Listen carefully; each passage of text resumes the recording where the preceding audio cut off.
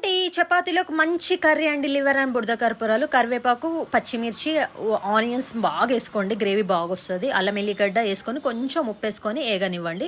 Golden colour వచ్చిన తర్వాత వచ్చేంత వరకు ఏగిన తర్వాత బుడద కర్ర లివర్ పచ్చి వేసేసుకున్న వేడి నీళ్ళల్లో ఉడకబెట్టుకొని కూడా వేసుకుంటారు. నేను పచ్చి వేసేసుకున్న ఇట్లా కూడా మంచిగా తొందరగా అయిపోతుంది. కొంచెం పసుపు వేసుకోండి, కొంచెం ఏగనివ్వండి. ఇగో ఈ విధంగా ఉంటాయి.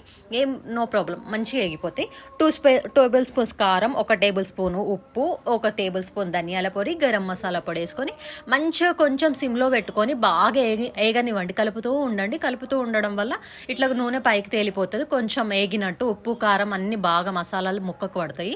తర్వాత కొంచెం చిన్న గ్లాస్ వాటర్ వేసేసుకొని మళ్ళీ కలుపుకొని మూత పెట్టేసుకోండి. 10-12 నిమిషాలు ఉడకనివ్వండి. కూర ఈజ్ రెడీ. ఈజీ అండి, తొందరగా అయిపోతుంది. చాలా హెల్దీ, ప్రోటీన్, ఐరన్ చాలా బాగుంటుంది.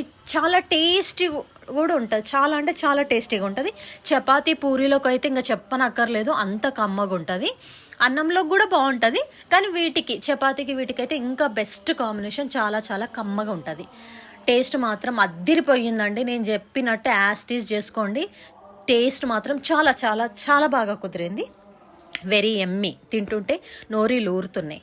లివర్ అండ్ బుడద కర్పూరాలు చపాతీలోకి. Please subscribe me, like me. Thank you.